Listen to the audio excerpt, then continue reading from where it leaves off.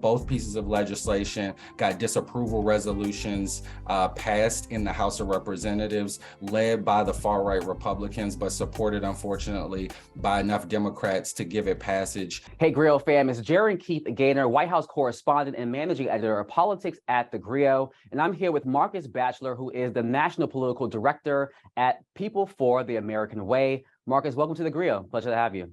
Thanks for having me. Appreciate it.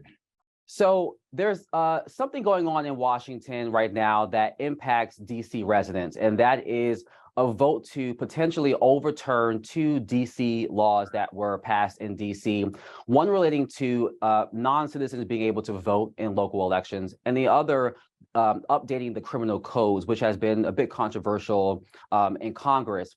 Could you walk us through those two laws, and what do you make of Congress making this move to potentially overturn DC laws that were passed by elected DC officials?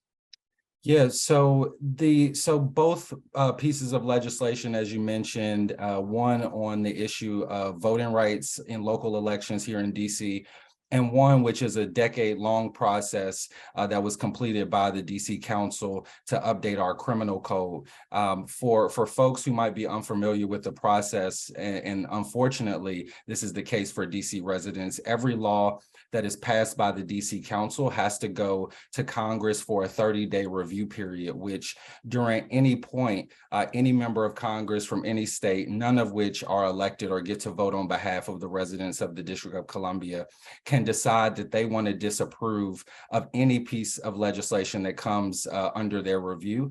And if enough of their colleagues agree and the president signs it, then they can actually overturn those laws. That hasn't happened in a generation, but that is what's happening on two critical pieces of legislation passed by the DC Council recently. And so both pieces of legislation got disapproval resolutions passed in the House of Representatives, led by the far-right Republicans, but supported, unfortunately, by enough Democrats to give it passage, and are now being considered in the Senate, where it also seems very likely to make it to the president's desk. So this is a real, in my lifetime, an unprecedented assault on the local autonomy of DC residents to pass their own laws, and especially on common sense pieces of legislation that address with especially things like voting rights and the right of a majority minority community to really update its criminal code. Mm-hmm. And the criminal code law is especially a concern to some members of Congress, even Democratic Senator Joe Manchin, who made the argument that this crime bill will ultimately send offenders back into the streets to commit more crimes. What do you say to critics like Joe Manchin who take this position in terms of the criminal code law?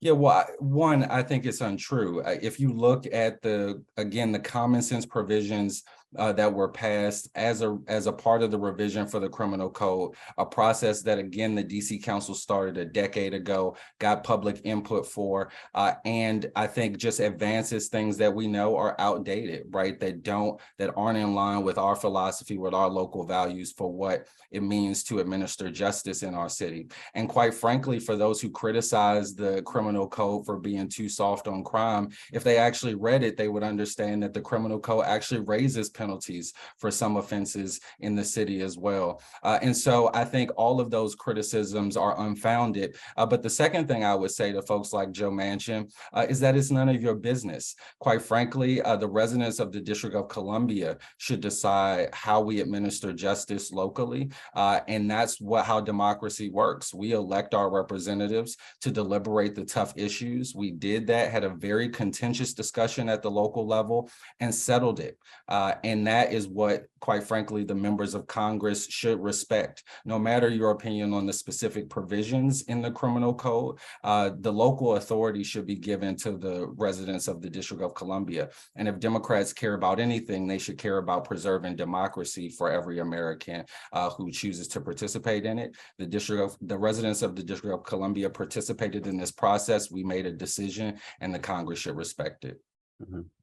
And DC Mayor Muriel Bowser had actually vetoed the criminal code law, but then sent a letter in opposition of Congress disapproving the law.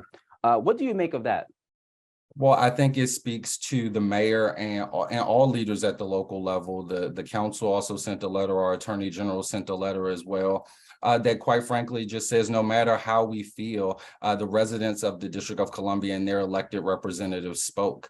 And quite frankly, the mayor is saying, while I had the right to veto the criminal code and eventually her veto was overridden, what she's saying is that was my authority vested in her by the residents of the District of Columbia, not unelected overseers in Congress. And so I think it speaks much to the mayor to say, even though I might have disagreed with specific provisions in the criminal code, the decision was the residents of the districts, and we won't let congressional overseers usurp that authority. There's been some concern that Congress could also potentially repeal the 50-year-old Home Rule Act, which grants the DC government certain legislative powers.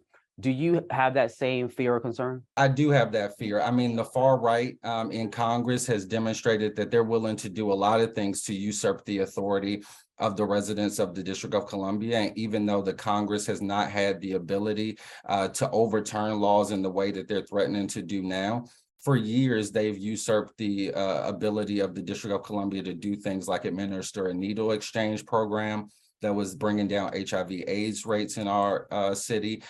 They've stopped us for over 8 years from administering a fully legal marijuana market that also has its own criminal justice implications. So they found sinister ways to do that. And so the fact is, if they're empowered by this vote, right, if they're empowered by the thought that they can, with Democrat support, overturn laws in the District of Columbia, there's no reason for them to think that they also can't threaten the whole thing, all of home rule, our elected government completely. They've done it before. They did it with the control board in the 90s and the early 2000s. And I think we should take their threats as very serious today.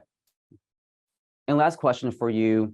Given the fact that Congress is poised potentially to vote to disapprove these two DC laws, where does this leave the movement for DC statehood? Because it seemed like the movement has some momentum when Democrats had control of both the House and the Senate. That is no longer, and I know that you have been on the front lines for advocating for DC statehood. Where does the movement stand now?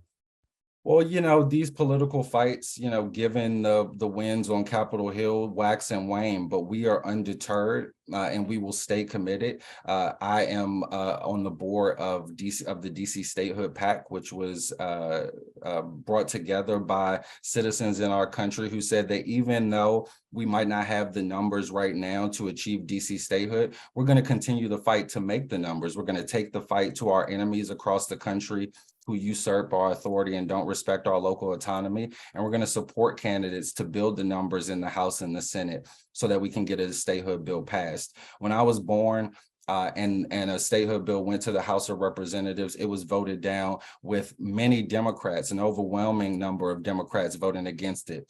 The fact that, now we've had 2 passages in the last 3 years of the DC statehood bill, that gives me courage. We've still got some work to do, but I'm very confident we'll get there. We've just got to keep this issue at the forefront. We have to keep calling out violations to our local autonomy, and we have to pressure our friends in the White House and Congress to stand up for us so that when the time comes, the argument for DC statehood is very clear.